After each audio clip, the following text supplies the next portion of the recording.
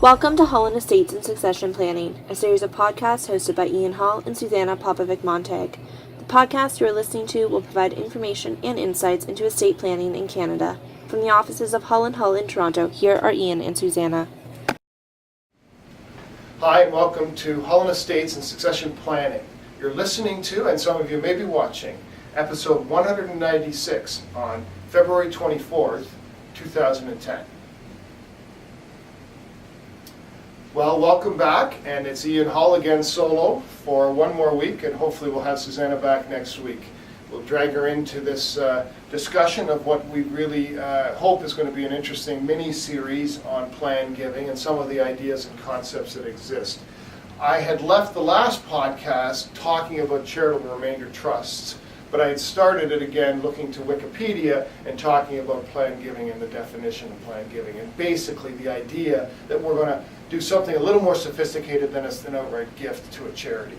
So what's our plan giving in the context of charitable remainder trusts? And remember, again, as I said, is that this is a tool, an illustrative tool, but it's a really, I think, a useful tool to use for plan giving purposes. And what it does, as I say, is this. I said before, and I'll say it again. It creates an income stream for the life tenant. So the spouse, for often would be the case, you would leave enough money in the trust, you put X dollars in the trust, and that would create enough income for the life for the spouse for life, and on the spouse's death, the capital goes to the charity. Now, this is a tool that is used pre-death in that sense. You are doing your plan giving, you are creating your plan giving pre-death. Lots of people do their giving post-death through their will. But this is what we call an inter vivos trust that is specially created for, well, as we say, a charitable remainder interest. And why this can be a useful tool is the special treatment that it gets from CRA standpoint, but more importantly, the peace of mind that it creates for you. If you have wealth that you want to make sure ultimately ends up in a charity's hands, but you have financial needs that you have to meet in the interim, i.e. making sure your spouse has enough money to live on, this is a great tool. And as I say, the tool's got some really neat spins on it in respect of what CRA or the tax person is going to say about it. Now, we don't intend to get into deep, dark world of tax too heavily, except to say that this structure can create an opportunity for you to consider to go, when you're sitting down with your goal of wanting to leave money to a charity at some point in time, and a goal to maintain enough income for that identifiable dependent or dependents identified in your trust. So this this structure, as I say, is a useful tool. Now, the tax benefits, let's just say this generally, the tax benefits are such that the charities may be able to issue receipts at the time the trust is settled, or established, or at the date of your death. Much will depend on the structure of the trust. All I'm saying is that I think we've got opportunities there that you want to sit down with your tax advisor and look at. Now, the term charitable remainder trust isn't actually a defined term that you're going to find in the Income Tax Act. This is not a tool, and we'll talk about in a later podcast some of the specific tools that exist for charitable giving and plan giving. But this isn't specifically a tool for plan giving. What it is it's a structure, a trust structure that can be used for the plan giving.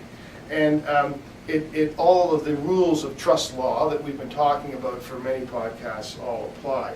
And I think the one thing that is helpful, though, is that there are CRA policies that help us identify what advantages we can take after we've created the charitable remainder trust. And for example, there are, CRA has IT bulletins, interpretation bulletins. There's one 226R, for example, and it talks about the immediate receipt as being available for a donation and how it works. The terms of the trust itself are some of the things that the CRA are going to look at. So, as I say, the structure is the income beneficiary for a life or a specified period of time. The donee is a capital beneficiary, that the settlor is yourself or your client, and that there's typically no power to encroach because that also creates new problems in terms of valuing the gift for the CRA purposes. So generally, the main thing to remember, of course, is that a charitable remainder trust isn't exactly, it's not tax exempt per se, purely tax exempt. So creating a charitable remainder trust doesn't solve all of your problems. That when you created a trust, and we've talked about this before, there's a deemed disposition on the fair market value of the day you create that trust is established, and so there's a deemed disposition that you can't ignore, and there's still a possibility that capital gains are going to be paid on that when you create the trust, on that money when you create the trust. But again, there are rules about valuing the gift, creating of the trust itself that are helpful, that are complex in some ways from CRA standpoint, but are helpful to consider on your tax approach. Now, a charitable remainder trust can be made during your lifetime or after your lifetime. It can be both inter vivos or it can be testamentary. And in the case of it being inter vivos, you're not going to enjoy the tax benefits. And I say if you make it during your lifetime, you're not going to enjoy the tax benefits unless the trust is irrevocable, because the taxing authority, CRA, is going to say, well, look, you might change your mind in 5 years and all of a sudden pull all of that money out of the trust, and we've given you this great tax break for creating the trust with this charitable remainder man or person being the charity, and we've given you all of this advantage for having done that, and then you go and revoke the trust, pull all the money out, and use it for other purposes. So they're not going to let you do that. They want it to be an irrevocable trust. And really, as I say, there can't be the possibility of capital encroachment. So you've got to be ready to, I tell my clients that you've got to be ready to identify a certain amount of money, place it in the trust, identify with certainty the time period, i.e. the life of the, for example, the spouse, and accept the fact that you can't change it, or you're not going to have any of the benefits of the taxing authority, and accept the fact that you can't encroach on the capital. So if the income stream turns out not to be enough for your surviving spouse, that's kind of life in the big city, and you can't rework that without creating all sorts of new problems and new identifiable taxing problems with you.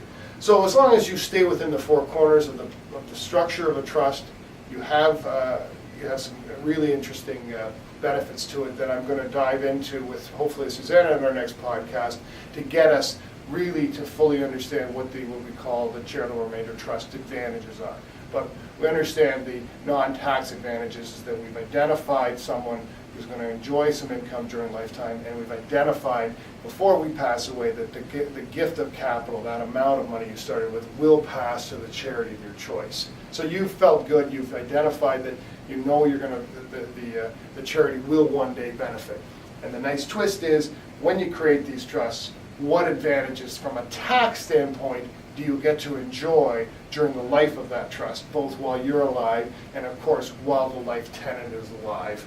And we'll talk some more about that in our next podcast. So thanks very much for joining me again this week, and we look forward to working through the charitable remainder trusts and other unique estate planning and plan giving ideas to develop as we go along. So thanks very much. You have been listening to Hall & Estates and Succession Planning by Ian Hall and Susanna Popovic-Montag. The podcast that you've been listening to has been provided as an information service. It is a summary of current issues in estates and estate planning. It is not legal advice, and you're reminded to always speak with a legal professional regarding your specific circumstance. To listen to other Hull & Hall podcasts or leave any questions or comments, please visit our website at hullestatemediation.com.